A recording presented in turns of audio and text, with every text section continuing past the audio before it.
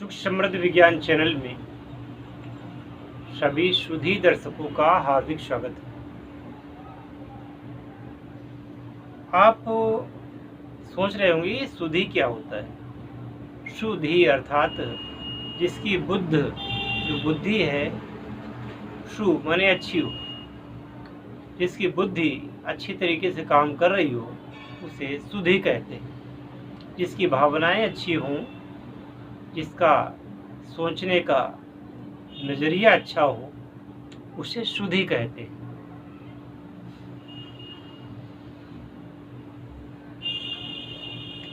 मैंने अभी कुछ दिन पहले वीडियो बनाए, जिसमें मैंने अभी एक वीडियो बनाया था एक सप्ताह पहले। तो उसमें मैंने लिखा था कि सोना बनाने की जो इच्छा रखते हैं, सच्ची लगन है जिनमें, इस वीडियो को देखें और अच्छी तरीके से सुन लें मेरी बात। ये उसका शीर्षक था। उसको कहने का तात्पर्य ये था कि जो लोग वीडियो देखते हैं वह लोग अच्छी तरीके से हमारे नियम और शर्तों को समझ लें।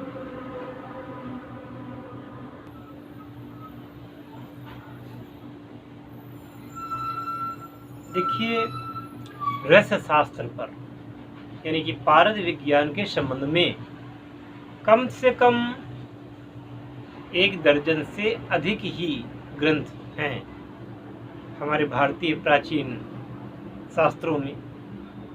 कुछ एक तो वैदिक शास्त्रों में हैं, कुछ कीमिया के शास्त्रों में हैं।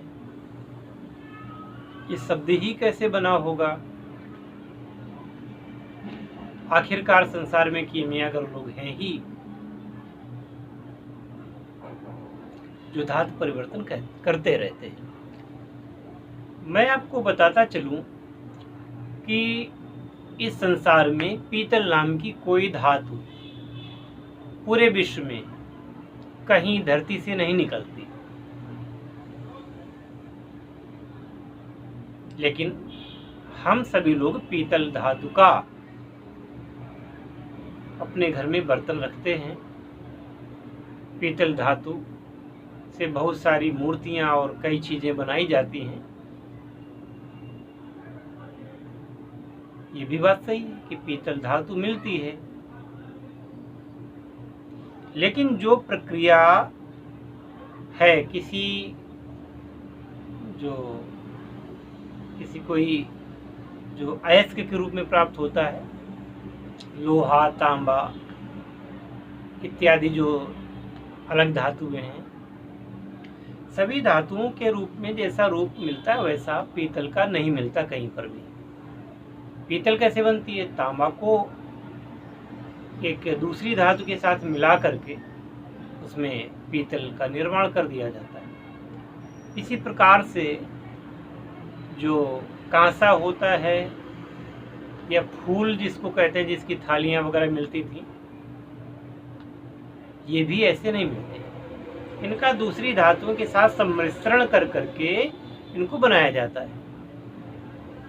इसी प्रकार से पूरे विश्व में कहीं स्टेनलेस स्टील किसी खान में नहीं पाई जाती, सबको पता है। तो जब कोई स्टेनलेस स्टील पूरे खान में कहीं नहीं पाई जाती पूरे संसार में, तो आपको प्राप्त कैसे होती है? आपको प्राप्त होती है वो यही जो आयरन, यानी जिसको आप स्टील कहते हैं, लोहा। तो इस आयरन में क्रोमियम धातु को 3% मिला करके ये स्टेनलेस स्टील का निर्माण किया जाता है।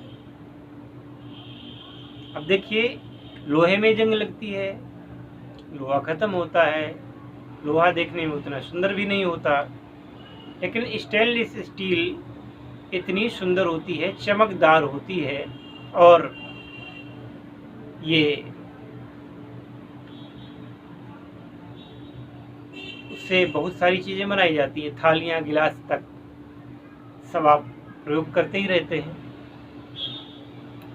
स्टेनलेस स्टील जब बनती है तो लोहा अपने स्वाभाविक गुण को भी छोड़ देता है, जैसे कि चुंबक लोहे को खींच लेता है।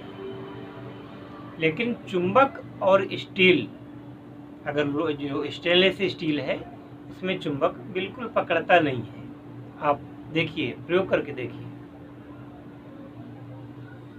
तो यह सिद्ध हो गया कि अन्य धातुओं को मिला करके नई धातु का निर्माण कर दिया जाता है। इसी प्रकार से कुछ सस्ती धातुओं को, जैसे लोहा है, जैसे स्टील में उसको बदला जा सकता है, उसी प्रकार से हमारे शास्त्र कहते हैं कि वह स्वर्ण में भी परिवर्तित हो जाता है। पारसमणि का नाम सुना होगा आपने। हमारे जो इतिहास ग्रंथ है उसमें पारसमणि का नाम आता है। महोबे के जो राजा थे चंदेल जी, तो वो चंदेल राजा थे, उनके यहाँ ये पारसमणि थी।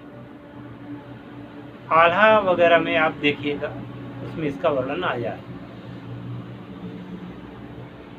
इसके अतिरिक्त और भी कई जगहों पर अगर कोई शब्द बना है तो शब्द का कोई अर्थ जरूर होगा, वो चीज संसार में होगी जरूर, ये आप समझिए।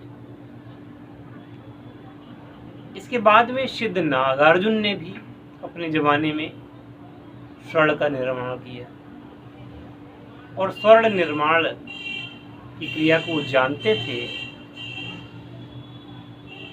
इसीलिए उनको जान से मार भी दिया गया, क्योंकि एक महिला थी, वह उनसे वो विद्या प्राप्त करना चाहती थी, वो उन्होंने दी नहीं।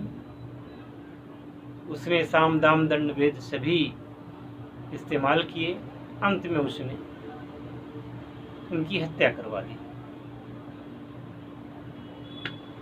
आज भी भारत में कीमियागर हैं जो कि धातु परिवर्तन किया करते हैं। लेकिन हमने जो आपने हमारे थंबनेल में पढ़ा होगा, मूर्ख हृदय न चेत, क्यों लिखा, और ये क्यों लिखा कि विद्या धनम सर्वधनम प्रधानम। देखिए, कोई अगर इस विद्या को सीखना चाहता है, मेरे पास बहुत सारे फ़ोन आए हैं जिन्होंने कहा कि मैं 40 वर्षों से लगा हूँ, मैं इस कार्य को नहीं कर पाया। सीधी सी बात है कि कुछ कमी रही होगी, या आप ऐसी जगह गए होंगे जहाँ खुद ही न्यून थे, या उन्होंने ढंग से आपको सिखाया नहीं। रही बात इस क्रिया को सीखने के लिए जो अनुदान आपसे मांगा जाता है, कहा जाता है हमारे द्वारा, उसमें आपको ये लगता है कि बहुत ज़्यादा है, हमारी सामर्थ्य के बाहर है।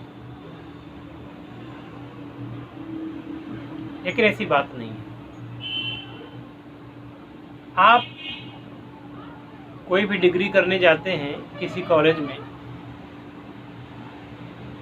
अच्छी किस्म की डिग्री करने के लिए, आजकल लोग 50 लाख 60 लाख रुपए भी प्राइवेट कॉलेजों में डोनेशन दे करके MBBS की डिग्री को प्राप्त करते हैं। लाखों रुपए खर्च करके विदेश जाते हैं, जहाँ पर शिक्षा ग्रहण करते हैं। तो आपको वहाँ पर फीस तो देनी पड़ती है पहले से, इसमें कोई शक नहीं, आप देते हैं। और यहाँ पर अगर हम कहते हैं कि साल 6 महीने आपको हमारे यहाँ रहना पड़ेगा, आना पड़ेगा, सीखना पड़ेगा, तो आपको लगता है अरे इतना सारा टाइम और इतना पैसा। आप 10 लाख रुपए की कार खरीदते हैं, कारें तो 1-1 करोड़ की बिकती हैं, लोग खरीदते हैं, और आप देखते हैं कि वो 4-5 साल बाद अगर उसको बेचें तो आप 20% भी रुपया उसमें आपको नहीं मिलेगा सारा, और 15 साल बाद तो वो गाड़ी भी आपको कबाड़ में बेचनी पड़ेगी। चाहे 1 करोड़ की हो।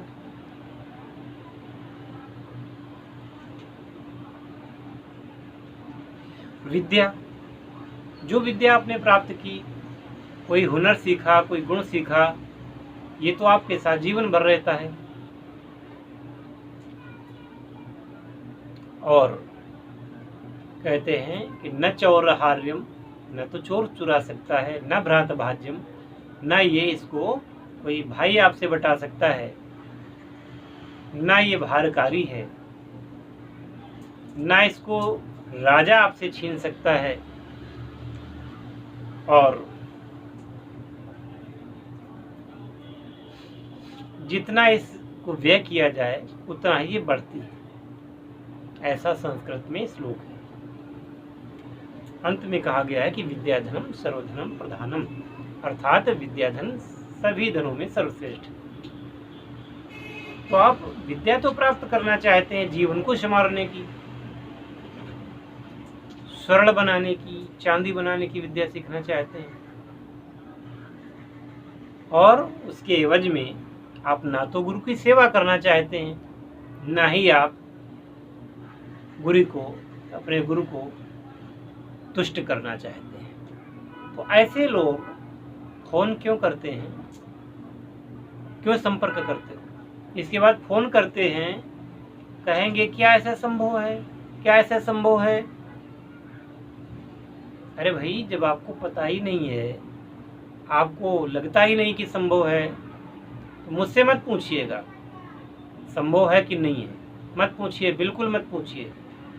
सख्त हिदायत है। जिनको इस प्रकार की विद्याओं पर विश्वास है वह लोग संपर्क करें, और जो खर्च वास्तव में लगेगा वो आपको वहन करना पड़ेगा। फिर फ़ोन करेंगे कि मैं तो धर्म कार्य के लिए इसको यूज करूँगा, कोई फ़ोन करेगा कि मैं दान करूँगा, कोई गरीबों की सेवा करूँगा। अभी आप गरीबों की कितनी सेवा कर रहे हैं? बेवकूफ़ी की बातें, मूर्खता की बातें मत करें। यहाँ पर फ़ोन करें, सीधे अपने काम की बात करें, इधर उधर की बातें करने की जरूरत नहीं है।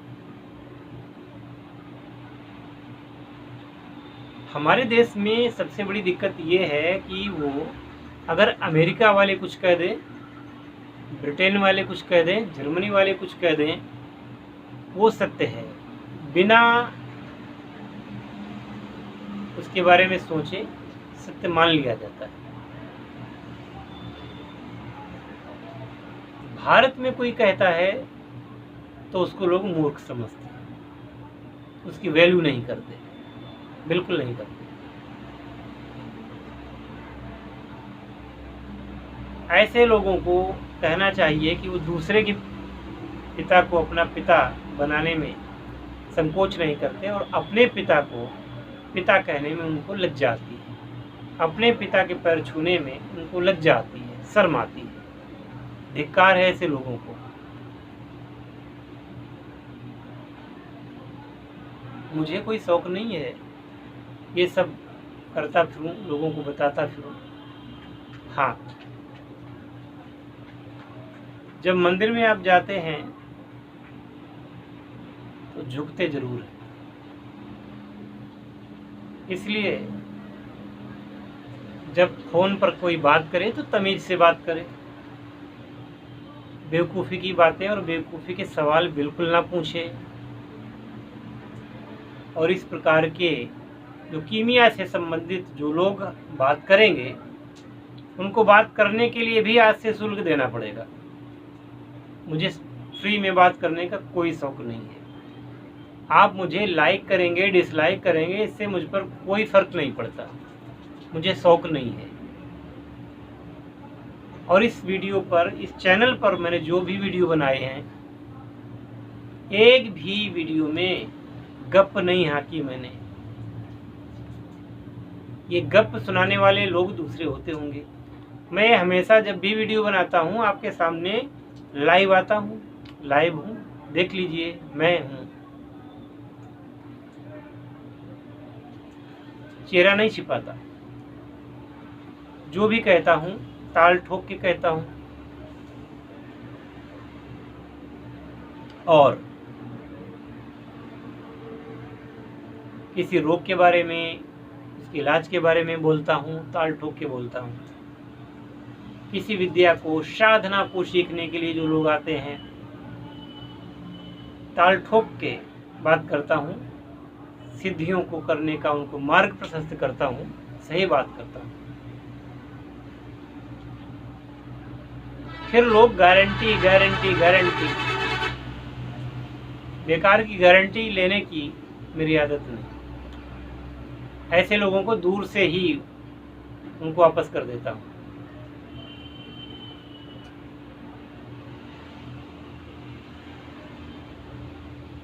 और जिसको आयुर्वेद शास्त्र पर विश्वास हो वह लोग संपर्क किया करें। उनके रोगों को निर्मूल करने में हम कोई कसर नहीं छोड़ते। जो वास्तव में सत्य विद्याओं के अन्वेषक हैं वह लोग ही संपर्क करें। मुझे खुद ही अच्छा नहीं लगेगा कि अगर आप मेरे पास आए और आप खाली हाथ लौट गए, ये मुझे बिल्कुल अच्छा नहीं लगेगा। और कीमिया वगैरह के संबंध में जो भी बात करें, तो हमारा टाइम बर्बाद न करें।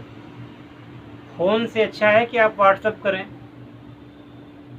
और व्हाट्सएप करने के बाद में आपको ऑप्शन दूंगा, अपनी फीस आप भेजें, फिर आपको समय दिया जाएगा, तब आप बात करें।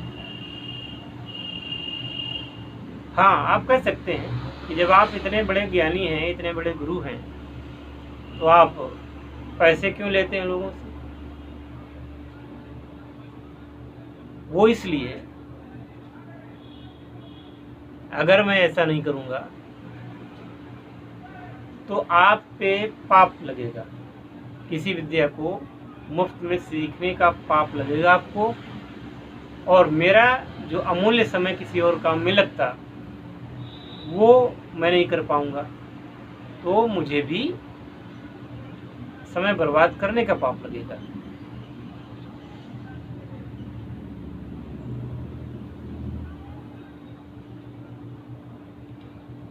तो इस प्रकार की बातें बिल्कुल ना करें।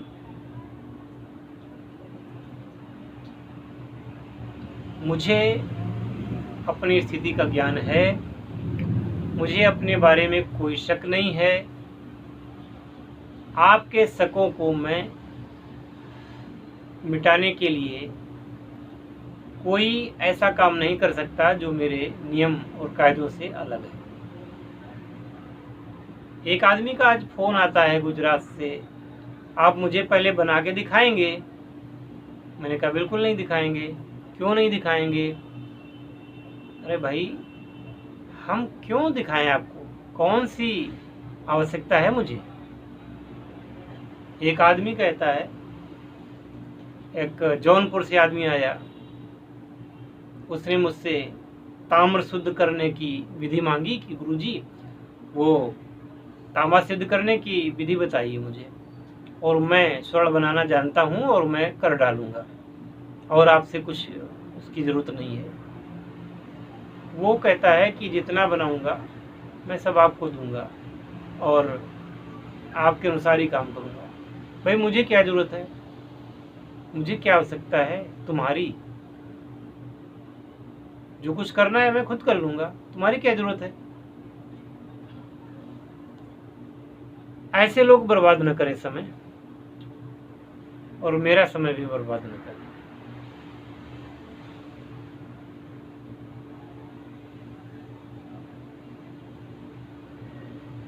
मैं नहीं समझता कि इस वीडियो के बाद में इस प्रकार की हरकतें आप लोग करेंगे।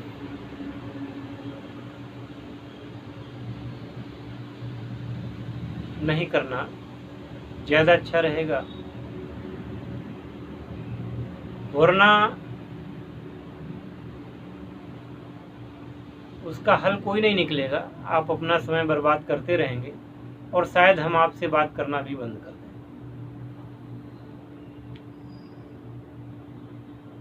एक से एक वीडियो अच्छे अच्छे पड़े हैं। पिछले वीडियो को लोग देखते नहीं हैं, आगे सवाल करते हैं।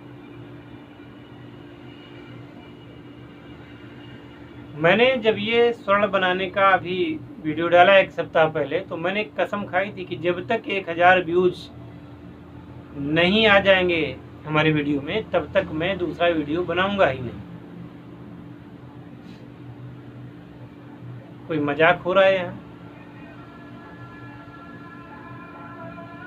93,500 सब्सक्राइबर हो चुके हैं। देखने वाले कितने?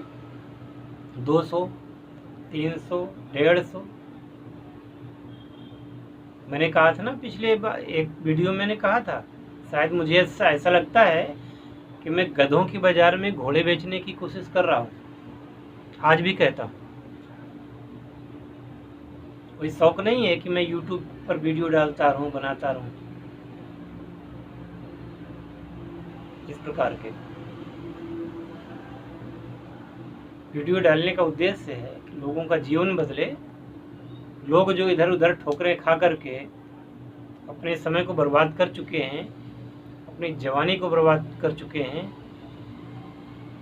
उन लोगों में, उनके जीवन में खुशियों की बौछार हो, खुशियाँ आए उनके घर में, उनके जीवन में। इसलिए मैं मेहनत कर रहा हूँ।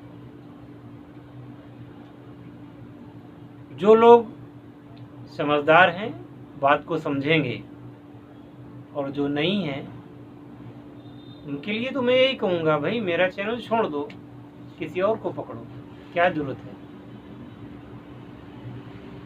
कुछ लोग गालियाँ लिख के भेजेंगे, भेज रहे हैं, भेजते हैं, तो ये मैं सारी गालियाँ उन्हीं को वापस करता हूँ।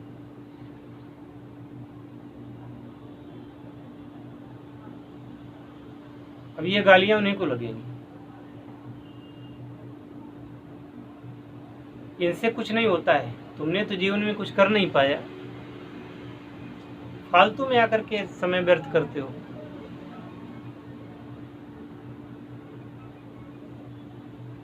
हमारा जो उद्देश्य है, पवित्र उद्देश्य है,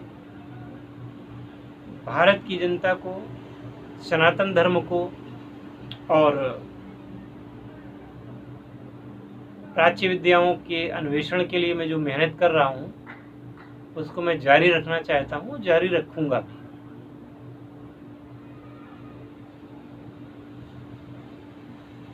तो जो अनर्गल लोग हैं वो तुरंत बाइकाट हो जाएं चैनल से, उनकी आवश्यकता नहीं है।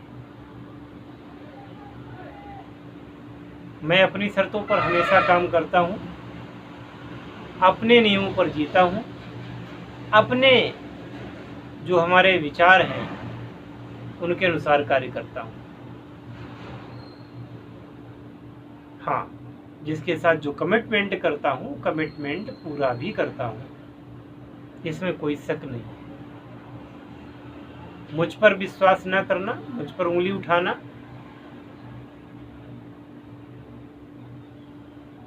सत्य पर उंगली उठाने के समान है।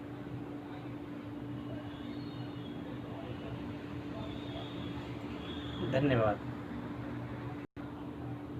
हरि ओम।